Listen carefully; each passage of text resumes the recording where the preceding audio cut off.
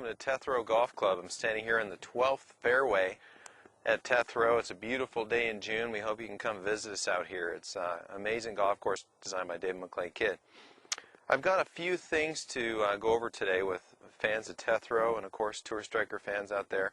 One of them that's been on, that's been kind of burning up the blogs, and some questions I've taken some calls on, is impact fix and impact, and a couple things I want to talk to you about today. So I've got a range box here. I'm full of range shots, but this is sort of here to help describe impact and how we need to build our grip based on impact and not address, because that's one common thing I see a mistake made all the time. So let's talk about it. So here's a ball location, and I'll just put this on the same line as this range box. And I know it's in the shade, so hopefully you can see this clearly. So if I'm going to play a golf shot, I'm preparing for impact with this shaft completely up this box. So this entire shaft nice and flat on this box, a little bit of forward shaft lean in fact. That's the important place to hit a shot, okay? I think most golfers tend to like to be somewhat comfortable at address. And when I'm giving lessons, what I see is probably 9 out of 10 of my students have a left hand that I'd love to adjust. Now there's an expression in golf, fix a grip, lose a friend. Well, I think we can fix a grip and explain it, students will tend to want to fix it on their own. So the idea is that the grip has to be correct for impact. So to do that, with the idea of the club being in the impact location when we put our hands on it rather than address, we have a chance to do that. So with that in mind, we're going to take the grooves. So here's grooves at 12 o'clock. We're going to take this club and we're going to point it outside of our left hip joint right here. Now from there, let's go ahead and get our left wrist situated on the grip. Okay, a friend on the blogs, I think his name's Yasu. This is a great bit for a lot of golfers out there, especially the weaker hitters and the people that are slicing the golf ball. So we're going to take those grooves, okay, those grooves at 12 o'clock. We're going to point that club at our left hip bone. Basically what that's done is it's de-lofted the golf club a little bit, hasn't it?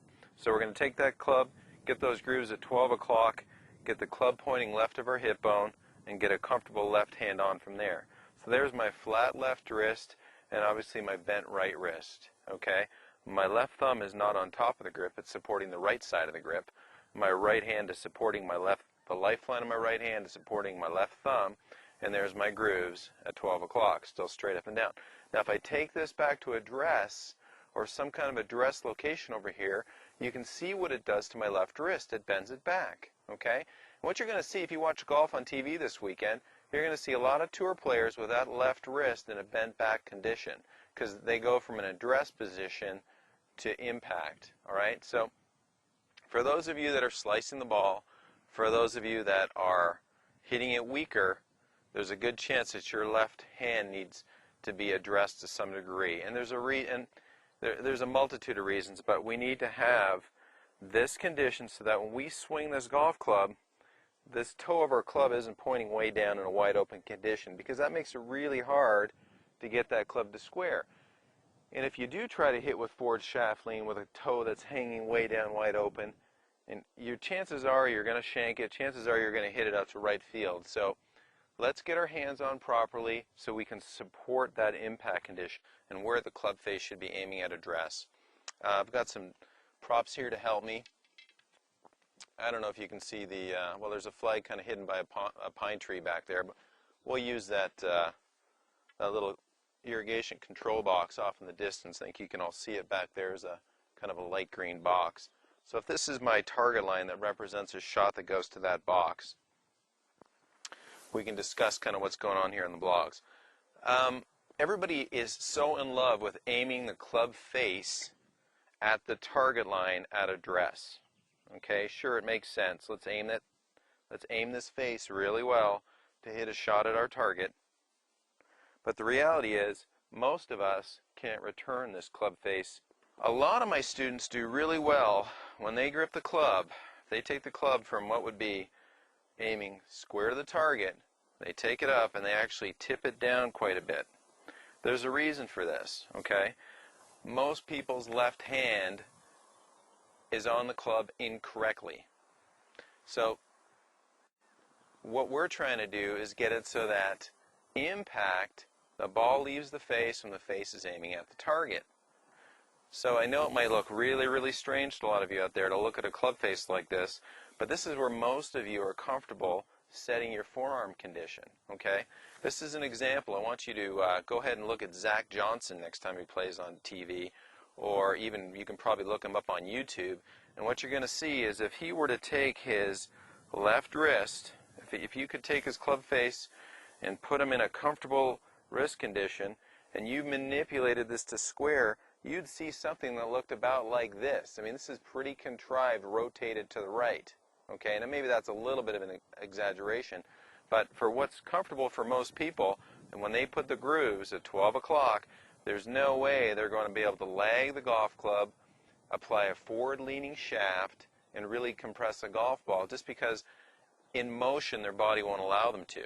So if you're having problems out there hitting a weak cut, or maybe you don't have quite the impact on the golf ball, quite the ball speed you're looking for, you might want to consider taking that club face and turning it down a little bit, okay? Now sure, if that's comfortable for you, there's no reason, and absolutely no reason why you shouldn't start the swing from here. Now if you want to manipulate that club face to square, which really just kind of puts you in pretty much a tour player impact or address hand location, because that's where they're going to be at impact, go ahead and do it. If you're just more comfortable setting up with a club face shut and knowing that you're going to return the club face to a position that's more suitable for good shots, go ahead and try it.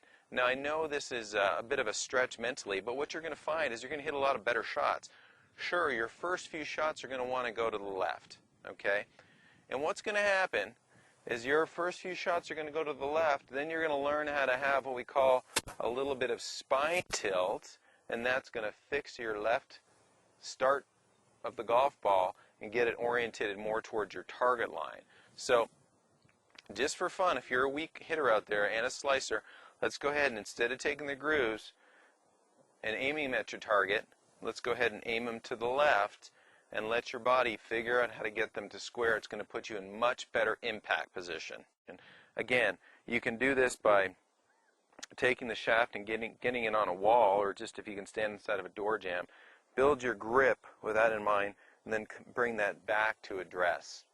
Then you'll see what a really, really big difference there is in the back of the left hand condition between address and impact. So what does that do to the ball? Well, when you can take a de-lofted club to the ball, there's less deflection from the face to the ball. So instantly, with the same body, the same comfortable speed you can already generate, you've got a lot more ball speed coming off the face because there's far less deflection.